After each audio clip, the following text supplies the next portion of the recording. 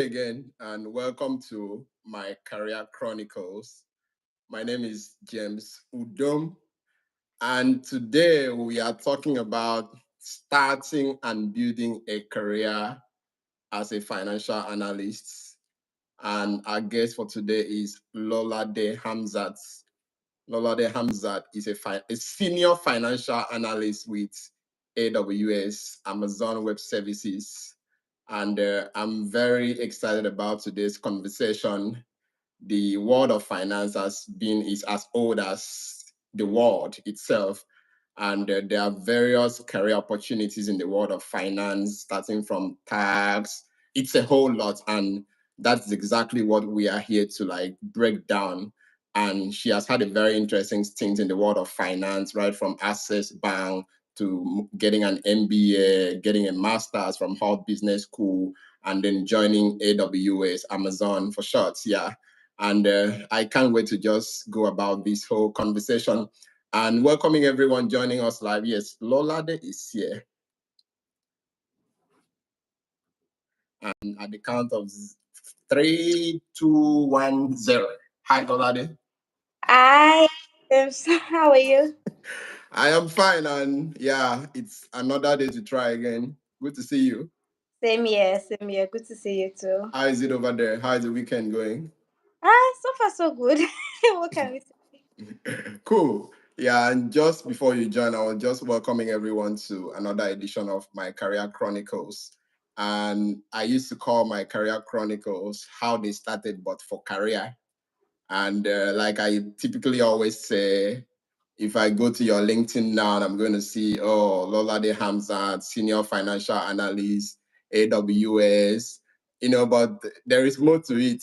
There are those part of the story around your career that they don't make it to LinkedIn profile. Yeah. They don't make it to all of those platforms. So Mm-hmm. basically, that's what we try to do here and talk about those things, go into the details. And I was just saying that the world of finance is as old as the world itself. Right. And there are so many career opportunities out there, like different ways, stacks, and it's a lot. And you are well positioned to tell us about that because most time people just know about one way to something, but there are so many ways around it. And having been around right from Access Bank to getting your MBA in Harvard Business School to joining Amazon and working as a senior financial analyst, I'm sure you've really been able to navigate this career one way or the other. So what are we trying to do today? We're trying to find out what is this whole thing all about. Maybe how do I become a senior financial analyst in the nearest future? And Lola there, if you are ready, I am ready and we can get into the business of the day.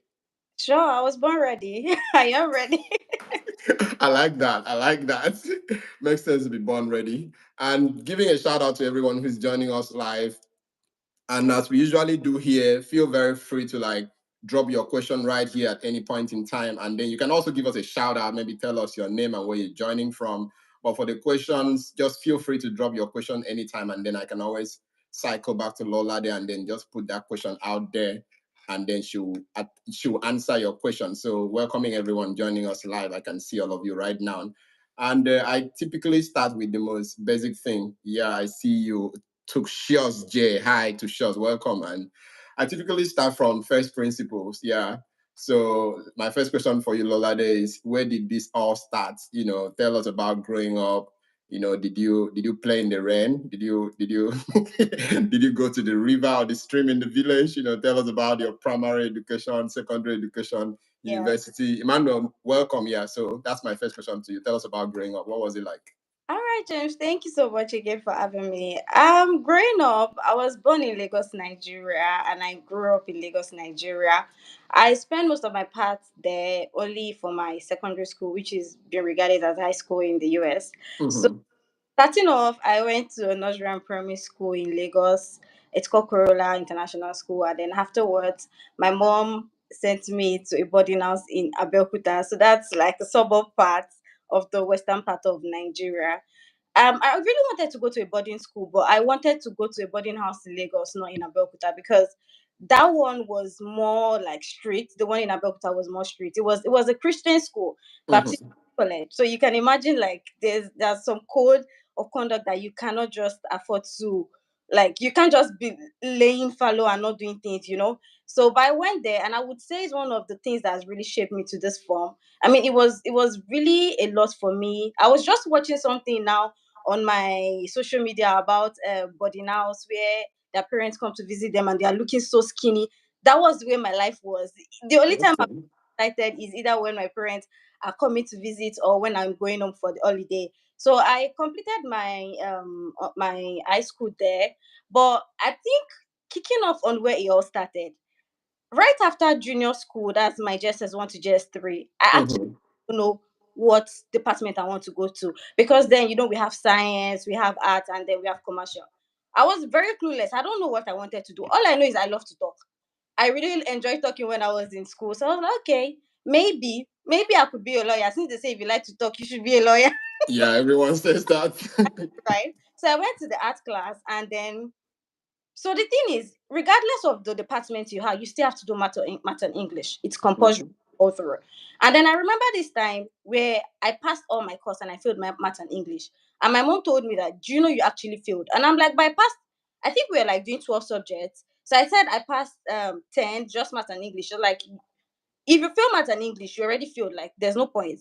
So she enrolled me to a lesson, and then that's when I started finding interest in mathematics. It's weird because I always had the math mindset I would never ever excel in math, right? So Mhm.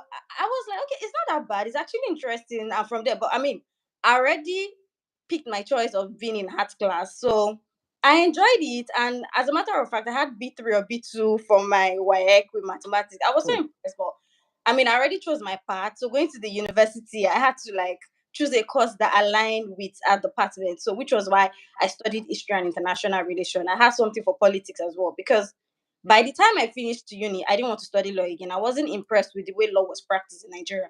And I'm like, Mhm. not my calling. Now, when I was in uni, I'll tell you something funny. I didn't even know what I wanted to become.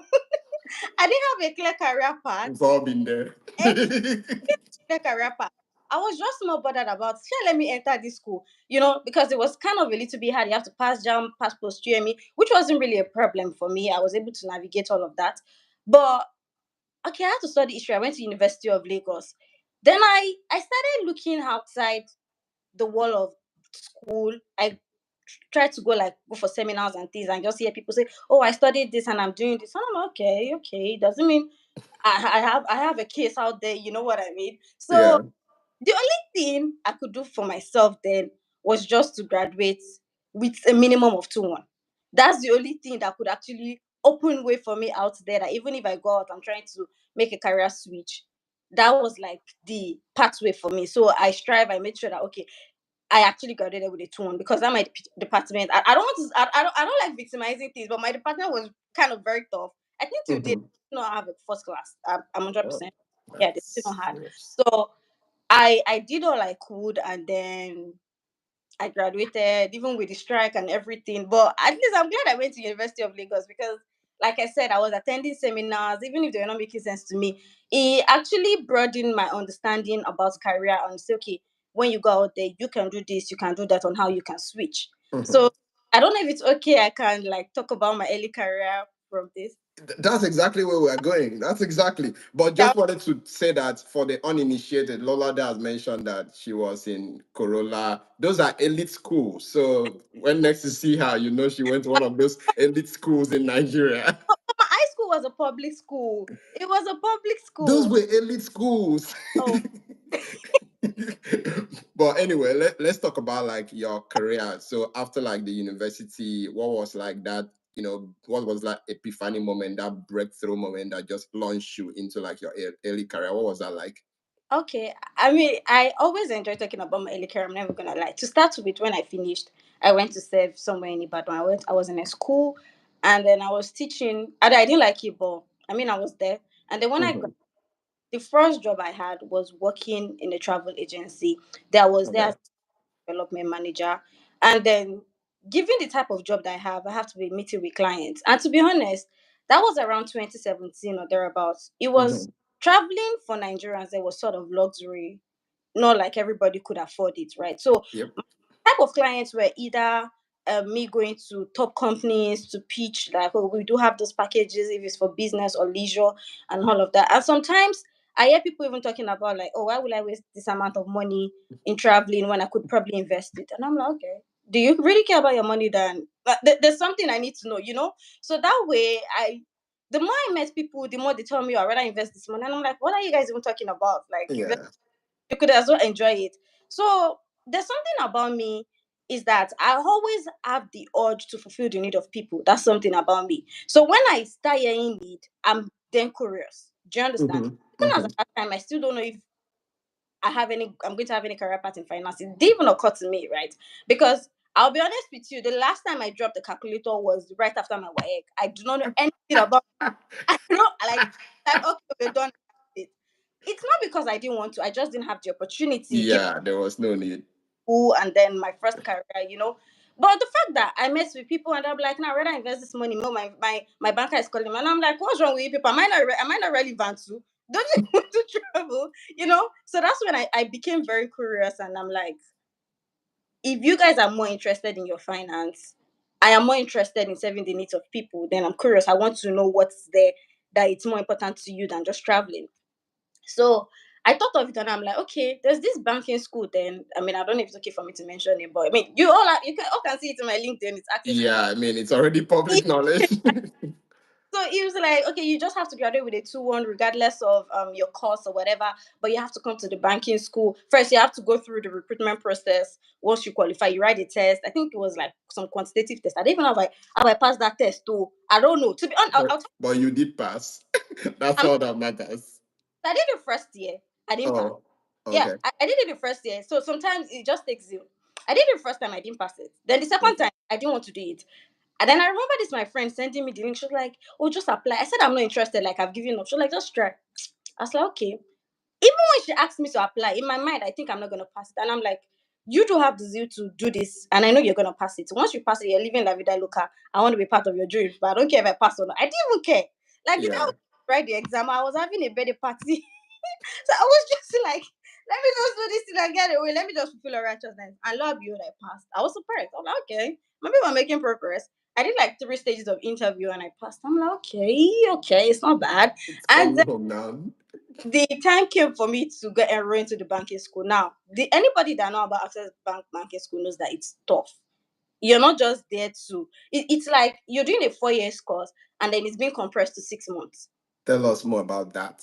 Oh God. Okay. Yeah, because I mean, I personally have seen like people talk about banking school, but I've not really like sat down to conceptualize Oh, it. What's the experience like going through banking school? What's the duration? What courses do you have to do there? Is it like just yeah. can you just double down on that real So quick?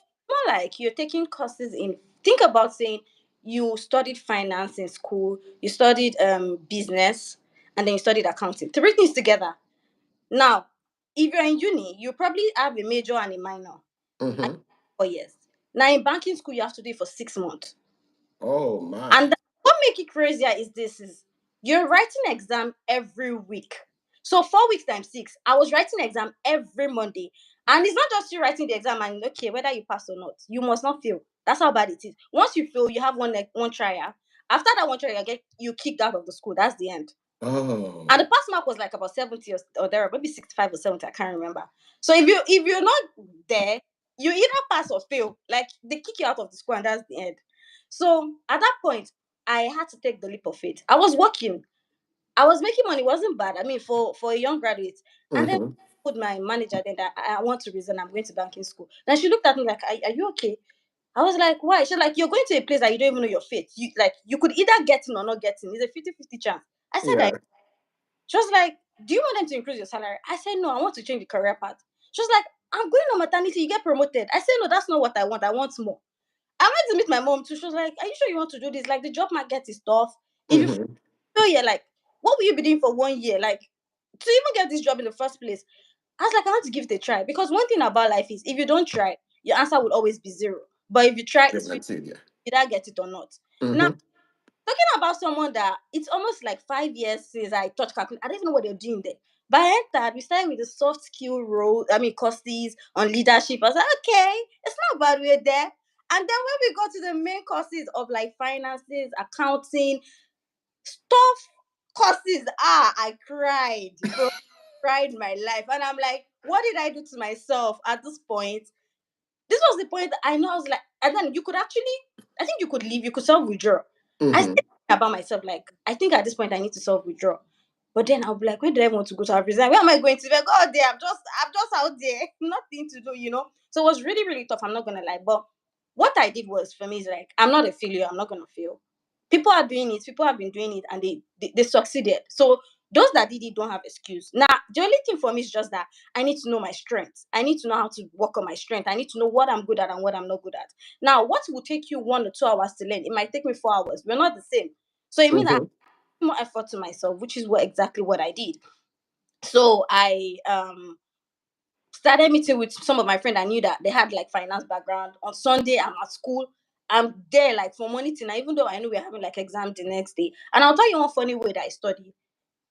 I'll tell you, it's actually very funny. In my mom's house, then she has this black rug that if you sit on it too much, the probability that mosquito could actually bite you. So because I don't want to sleep at night, what I do is I go there, I sit down there to study. And I feel like if I check the room, I'm gonna sleep. Just leave me here. So that was like yeah, that was like the best way that I studied. But I would say every time I look back at that period, it's like the proudest moment of my life because I didn't feel not even a course. I never failed any course, which is very. Yeah. And every time I think about like the top 3 or top 5. I'm not even exaggerating. Trust me, it's just how we have. Yeah.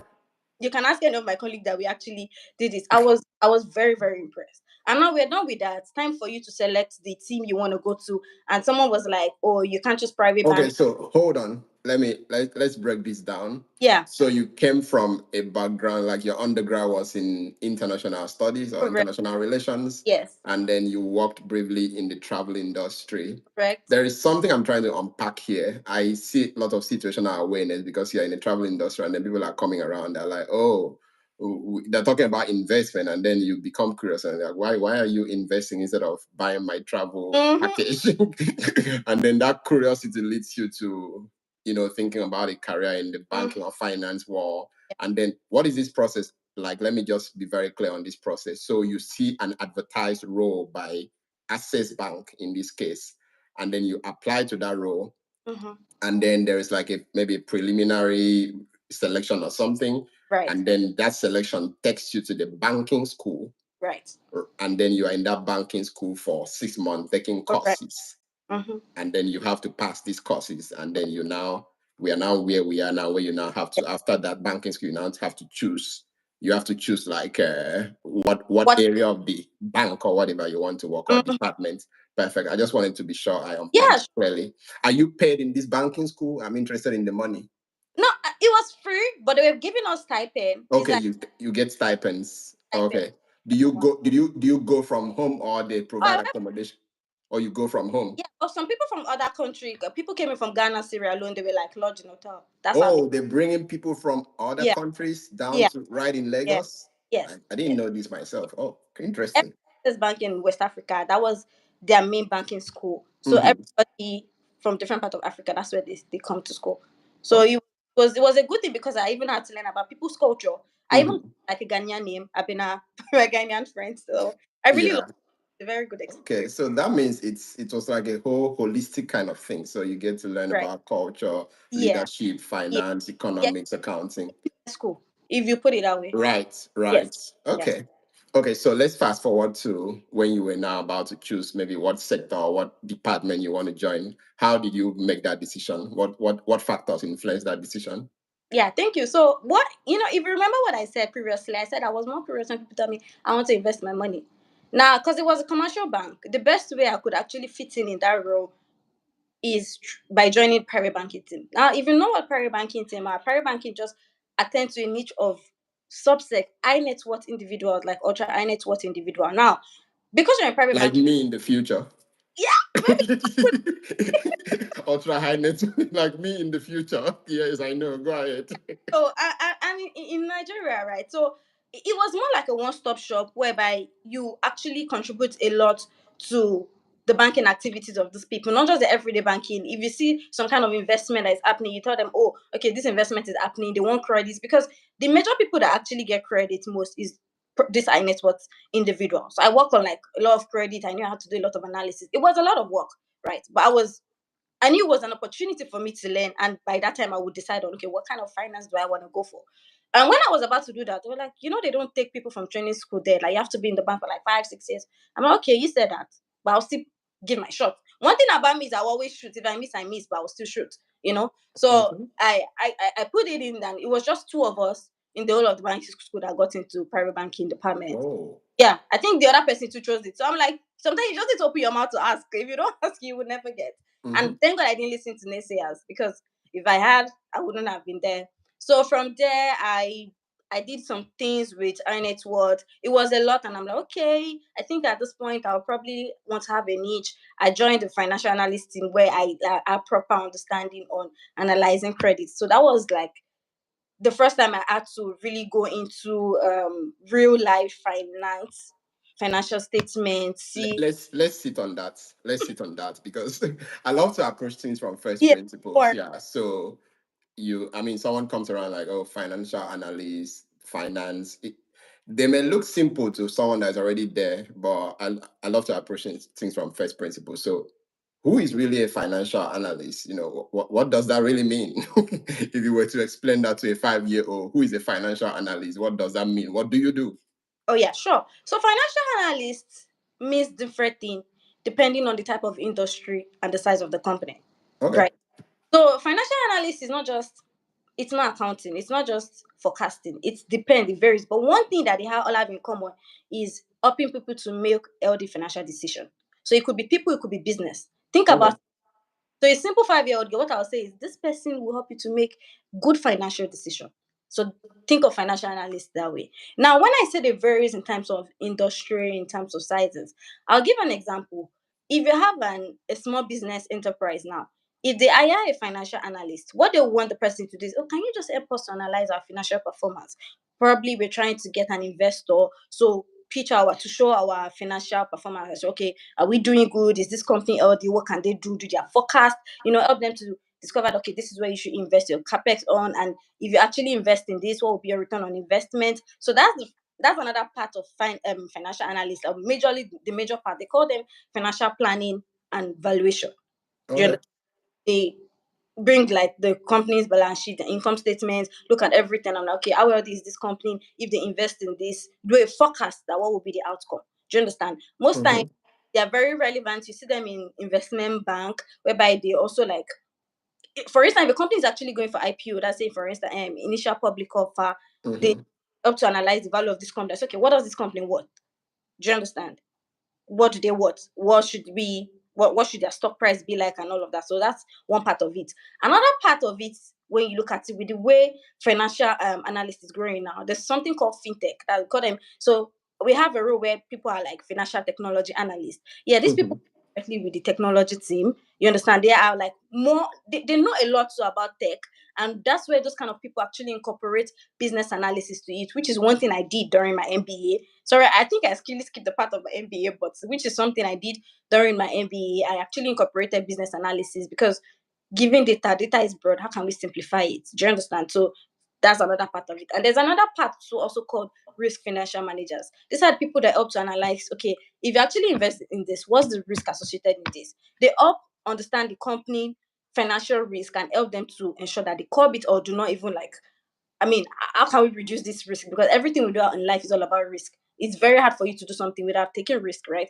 So that's where those kind of people come to place. Now, when I say depending on terms of industry, I'll give a tech industry, for example. A tech industry where they do a lot of production, they have different type of activities. You will see those that are in charge of fintech. You see, they will need someone in charge of FP&A commonly, and obviously they will also need someone in terms of their risk financial management as well. So you will see some company whereby they will need just three types of financial analysts, and you see some is just one they need. Now talk about investment banking.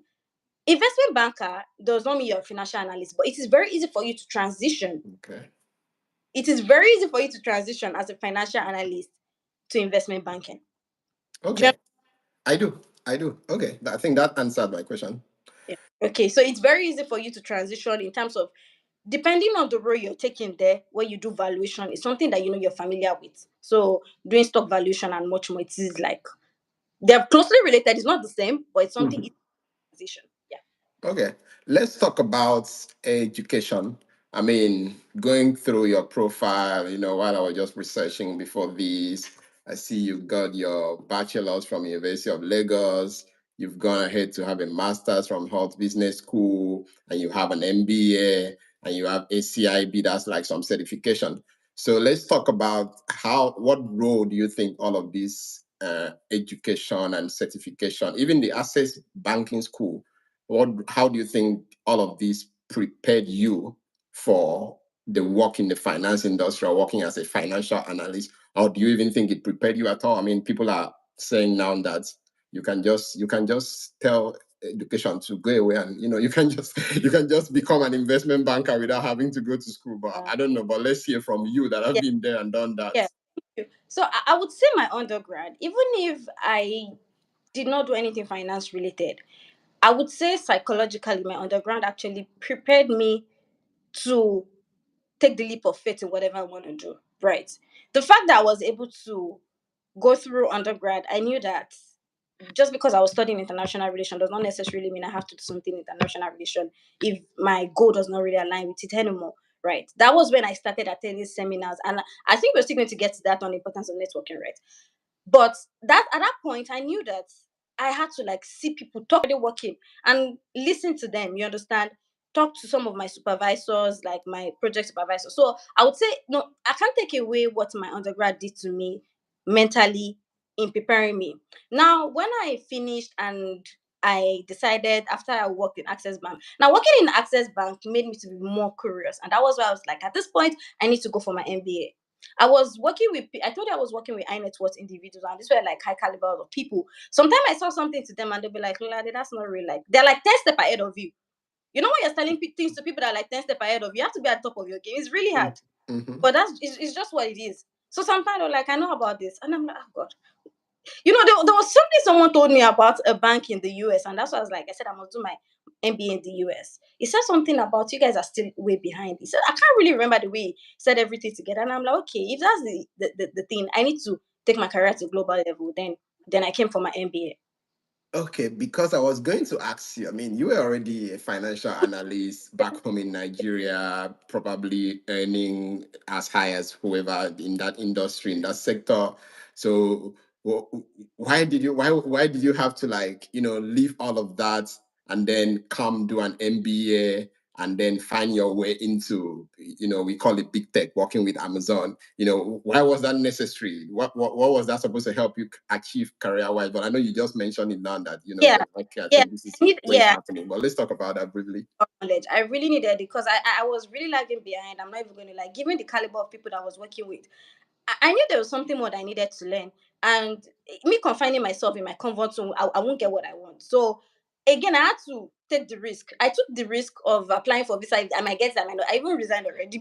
I'm Oh, a very big risk taker. So I know some things I do, and I'm like, why do I even do this? So it was just more like I knew I wanted more.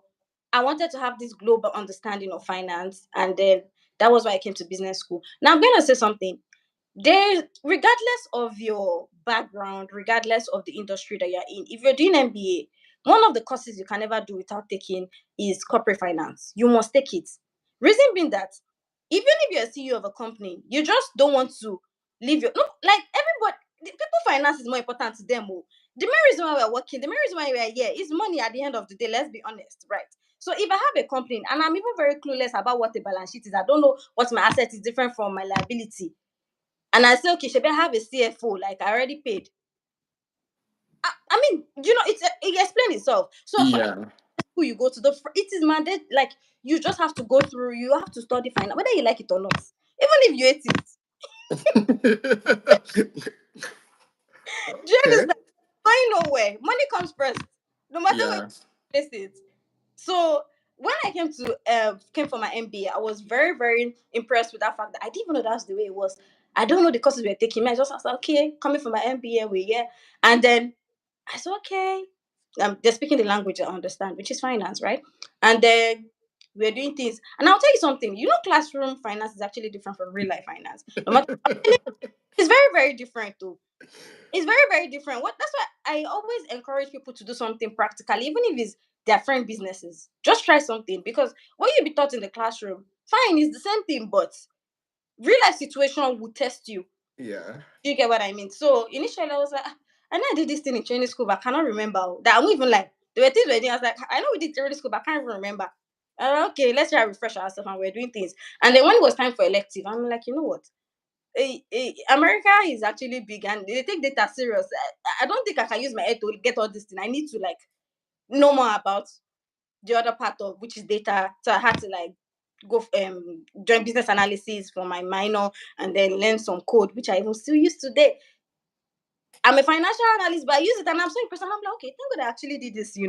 So yeah, it's a good step for everything. None of them was a waste. Even to the leadership classes that I took, it's very very, like, it's been very very important for me, and it's really helped me. So coming here and having the opportunity to join Amazon, like one of the biggest tech companies, I was like, okay, this is exactly what I was looking for.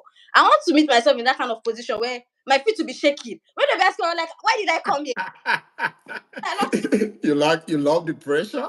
yeah, I love the pressure. Okay, all right. Pressure, because it makes me think on the spot. If you actually give myself, okay, you know what, you can do this thing at your pace. Don't give me something to do at my pace. Give me something, tell me that I need this thing by tomorrow. Mm-hmm. Like, even if I can't think where I'm seated, I'll take a walk and I'll be able to think. Do you understand? Yep, yep. So, and America is a fast-paced place.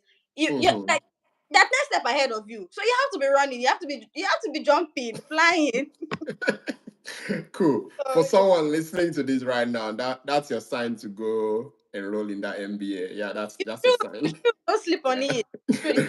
That's a sign to pay attention to the numbers, and especially if you want to, like, if you intend to run a company now or anytime in the future. I mean, it just makes sense to understand the numbers. In Yeah. summary, I think it really makes sense to understand the numbers. Let's talk about the a financial analyst toolbox. I know from your, you get to engage with a lot of tools or a lot of, skills and all of that. So what's your toolbox like? What are like the tools, and what do you use to really, when you say you're a financial analyst or senior financial analyst, what are those tools you use? I know you Yeah. mentioned about coding here. Are you a software engineer also? you know, tell us about that. Okay, yeah, sure. The major tool we use is Excel. And Excel is very broad. You can never know you finish. No matter how much you think you're great in Excel, Excel will humble you. Mhm. That's one thing. So even me, every time, every weekend, I still try to like, what's new, what's not new. I'll say Excel, because especially in cases where you're working with large number of data, you can't be doing something one now. You always have to be looking for shortcuts of things Mhm. that does not exist. Now we work with Excel, a lot of spreadsheets, and now, like I said, I started using Excel in like mining my data, or see, you understand. So I started using Excel. I mean, sorry, SQL. SQL, okay. Yeah, I started using SQL. It's not like my SQL skill is that great, but it's really helped me to improve my work. Mhm. And that's another reason why I know that I still need to, like, okay, dig deep into this and let understand the SQL, even if it's just the basic things, because SQL really helped me a lot. So I'll say the major two tools that we use is Excel and SQL for now, and then writing as well. No matter what you do, you should still have a great writing skills, because you're a finance person. Not everybody will understand your financial jargon. You want to interpret a data in such a way that a non-financial person knows what you're saying.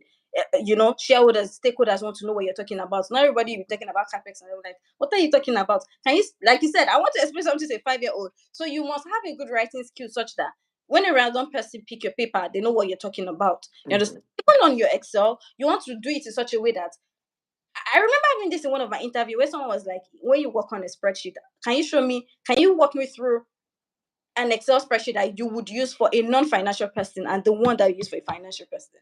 Do you Oh, understand? so is that a Yes. thing? That's a thing. I actually had it in my interview. Oh, Yeah, that's I didn't even see it coming, but come to think of it, if I don't have the opportunity to write and I still want to show you something, but show me in a way that I'm not a financial person, but when I sit down mhm. about. So you must be able to have the skill of interpretation. So I'll call it more of is a presentation skills. So Yeah. using of Tableau or some things where you just like show graphic Mm-hmm. example. Because obviously, if I see a trend, I know that something is coming down or something is. Mm-hmm. You don't. You even if you've never seen the wall of a school, you should be able to understand that. Do you understand? Yeah. So your visualization skill too has to be there in building visualization. So all of those skills are important. And then even with AI that is coming as well, it's a very great tool. Trust me, we find Mm-hmm. out AI is a very great tool. We find out. Sorry. Cool, cool. Something very interesting here for me, like from you said something about from the last time you touched a calculator was like years in high school, and then now we are crunching the numbers. So what's exciting for me is that you really can just do things like you can just set up your mind and then do things because It you were wasn't. I told you I cried. It wasn't easy. well, but that's it. That's it. Yeah. One of my most interesting and most personal quote I used to make for myself most times is the journey is a reward. Like Mhm. I love to see the reward is inside the journey. So Right. the reward is not at some point in the future. No, that journey. So Mhm. that crying is the Yeah. reward is inside there. Because I'll tell you one funny thing, right? I felt when I was doing it initially, I didn't like it. I will tell you this. I'm sorry. I Okay. had accounting professor then when he was with me. I went for me if I don't know something, I'm very frustrated. Everybody will know around me that I'm frustrated. And the man was explaining this, and I'm like, why is this? Logically, it should be like this. And the man was like, how else will I help you? He called me. He was like, he really wanted to help me, and he saw the zeal in me. I was so curious, but it wasn't just making sense. And every time there was a time I was almost disrespectful to you. And I'm like, if you cannot help me, just leave me alone. And then at the end of the day, I pushed myself to the boundary that I had A in that course. Oh, The professor had to call me. And it's not even because he knew me, because when you submit your script, you don't have a name. They just give you yeah, some number on yeah. the day. So they don't even know who script they're marking. Mm-hmm. It was like, what do you have? I said I have, and they said it's not possible. He said it's not possible. I said, what do you mean? It's not you that mark. You didn't even know me. Yeah. So that moment when I look back and I'm like, God, you actually pushed yourself. You killed it. Yeah. Yeah. So it's never rosy, but it's possible. So don't ever Right. what is Let's talk about a day in the life of a financial analyst.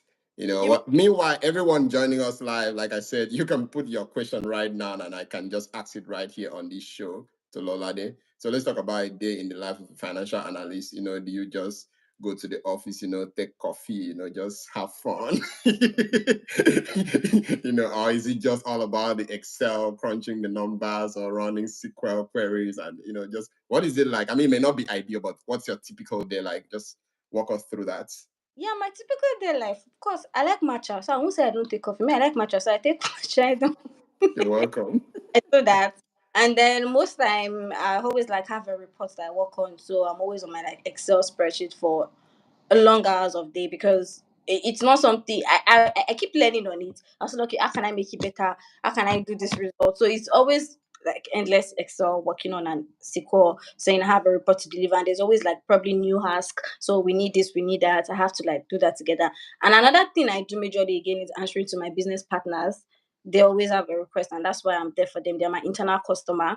I mean, I understand the skills of serving customers, so I always ensure that I attend to their needs. I mean, prioritize it as much as possible. And also, I do a lot of writing because there are some things I build out there that I have to like interpret it and say, okay, if anybody wants to know what this is all about, they can go back to this. So it's more of like, yeah, Excel analysis, answering to business partner requests, and then writing. Every day, I always have to write. Okay. Hundreds of thousands of people apply every day or maybe every hour to join some of the biggest companies in the world. And you are working with one of them, one of those biggest companies. I mean, we call it Fortune 5 companies. Hundreds of thousands of people apply to join those companies. And here you are working with one. What does that feel like? And how was that process for you? Yeah, because it's very easy to say, oh, I am just this girl that grew up in Lagos and that's it. Mm. But I mean, you took it way beyond that. And so what does that feel like? But more importantly, how was that process for you? The process to getting in there, to getting your foot in the door. How was that process for you? Thank you. See, I'll tell you, it wasn't rosy. I'm not one of those people that say, I just applied and I got the job. No, I have, if I'm not even kidding, I have over 1,000 application that was rejected. I I needed to screenshot that no, I'm very because people send 3 applications. Like, oh my god, I'm so tired. no. My journey in the US was not smooth, and I won't even sugarcoat it.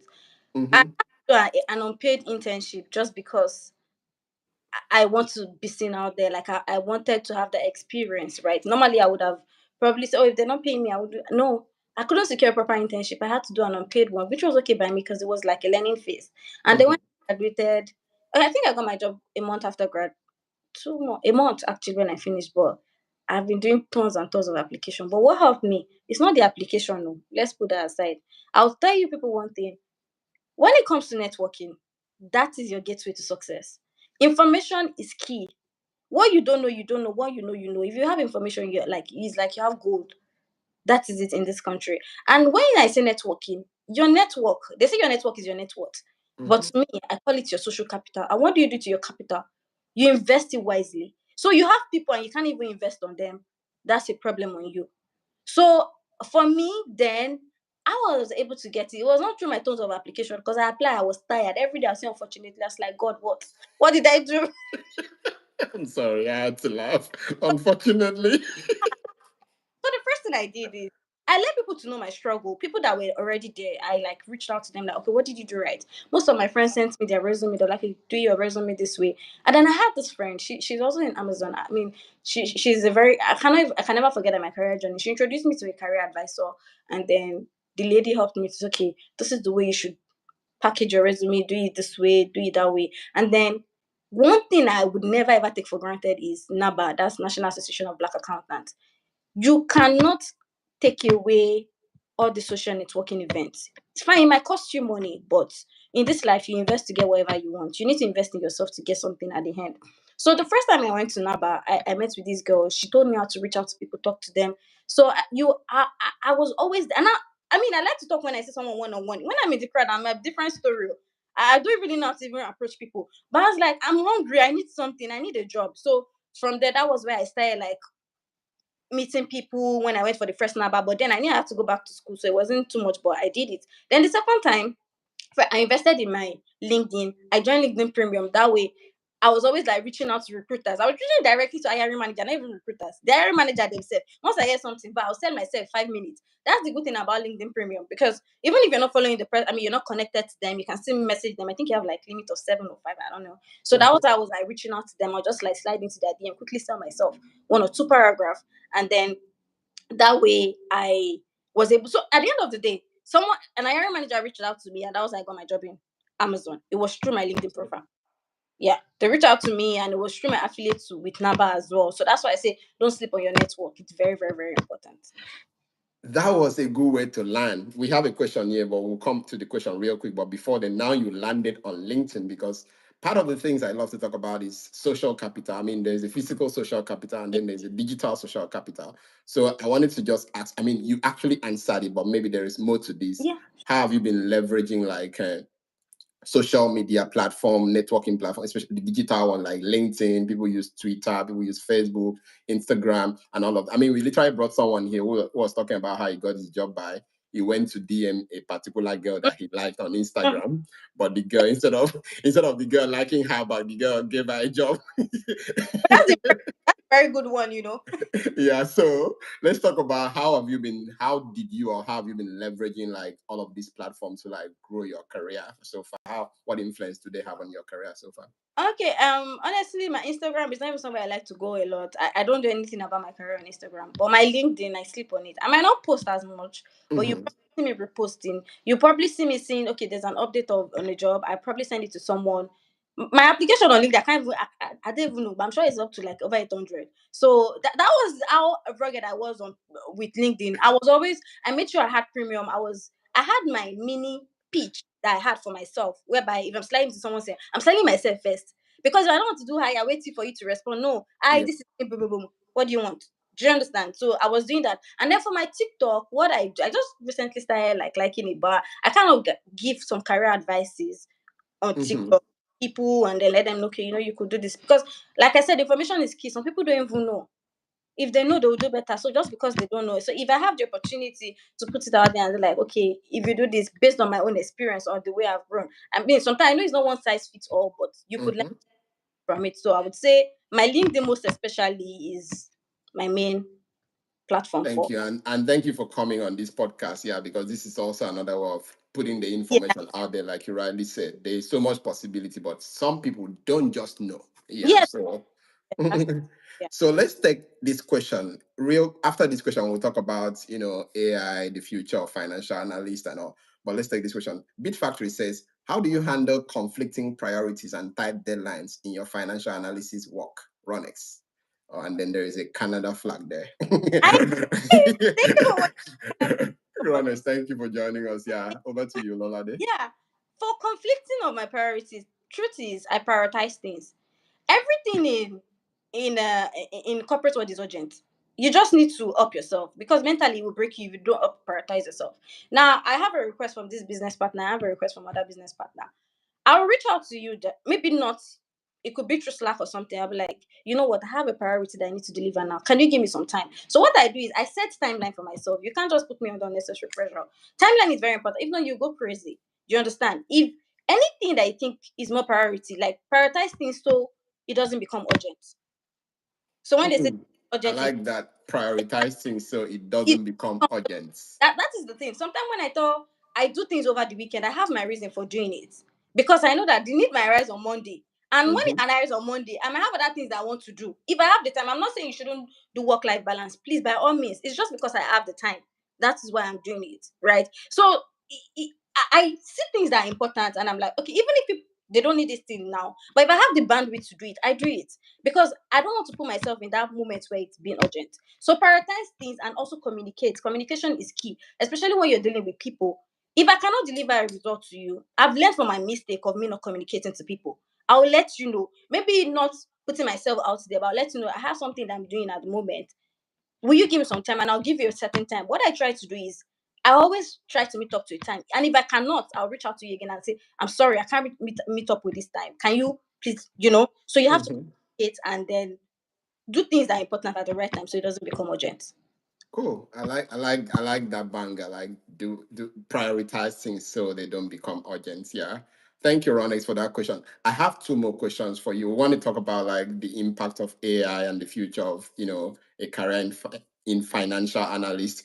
And but then let's talk about the money.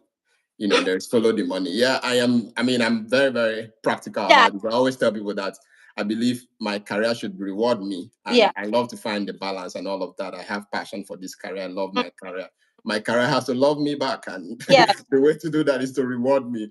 So, how rewarding is this financial analyst career we are talking about? Is it one of those career that I can become a dollar millionaire by working there? How rewarding it is. I'll just make it an open question, but yeah. just you can tell us. I would say it really depends on the industry. I don't know if you've ever seen this trend on TikTok. I'm sorry I have to put it. I'm a TikTok lover. Where someone said she's looking for a man in finance. Okay, is If it- that the that is that the new gold? Tell us about a man in finance. When she said she's looking for a man in finance, that's and then she I started talking about other physical future. When she mean finance, she's talking about money. Now it depends on Hmm. the industry. Trust me. I can talk about the industry here. If you're a financial person and you find yourself in hedge fund, you're as big as almost like a rubber. I'm sorry to use that. In summary, there's money. You find yourself, trust me. It depends on the industry you find yourself. But Mm. mostly investment banking, hedge fund, even in tech company, yes, very well. In tech company. And another way where financial analysts make money is when they actually join startup. Oh. Funny, they do join startup. The reason why I said this is because most startup are always looking for investors. Hmm. They can never do that without having a financial analyst with them. So that's a very good way. I can tell you that if you're a lady and you're actually looking for a man with money, I'm sorry, but you can actually look for a man in finance, look for a partner in finance. That's the hack, guys. That's the hack. What about the men looking for the woman with money? They should look for a woman in finance. We're basically for a woman in finance. I Man, mean, guys, you heard it here first. your kids, which is good. Guys, you heard it here first. Okay, yeah. I mean, I just wanted to us to be clear on that, and I like the way you break that down. And yeah, that's also your sign. Like Lolades, you can. I mean, her details to her LinkedIn is going to be on this so post, and this video will remain here. So that's your sign to go connect with her. And if you're thinking of starting that startup, you better, there's a connection point when you're trying. She was talking about introducing yourself. You're like, oh, hi, Lolade. I'll join your show with James where you talked about starting a Yeah, career in finance. I yeah. thought we could, that's a better way to connect than just saying, hi, Lolade, I like your profile. You said nothing, but this is a very good connection point. Let's talk about, we are going to round this up real quick, but let's talk about the impact of the AI war. I mean, AI is inevitable. It's here with us now. And if you don't want to acknowledge it, you are deceiving yourself. So what impact do you see that having on the future of, building a career in finance generally, or as a financial analyst? How are you leveraging that to even do your work at this time? Oh, very good question. Because me myself, I'm leveraging it. Um, as I said before, AI is one of the tools that is being used by financial analysts. We work on complex data, and there are some things whereby you have day-to-day reports that you need to be doing. You don't have to do it manually when you can actually like just set it up on AI and then now produce the results. But I'll say something. People might like, okay, if that's that easy, so why do we need a financial analyst? You need a financial analyst because finance is number one complicated and is a very ethical profession. You need someone where they can use human intuition to make some decision. I told you before that the finance in the classroom is different from real life finance. Mm-hmm. It will not help you to think about the emotion of investor. It won't help you to think about the psychology impact of investor on what you want to do. That's why you need them. Now, to make their work easy, that's why they even need AI to okay, this thing is just by the way, why do I need to be producing this every day manually when I can use AI, give it the data that it needs and then produce the result? That's one part of it. Another part which I find very interesting, which I'm also trying to indulge in, is using AI to help people that are struggling with financial literacy. Like you'll be surprised a lot of people that don't even know anything about their finance. Like they don't even know how to build generational wealth. They have the resources, but they don't even know how to go about building generational wealth.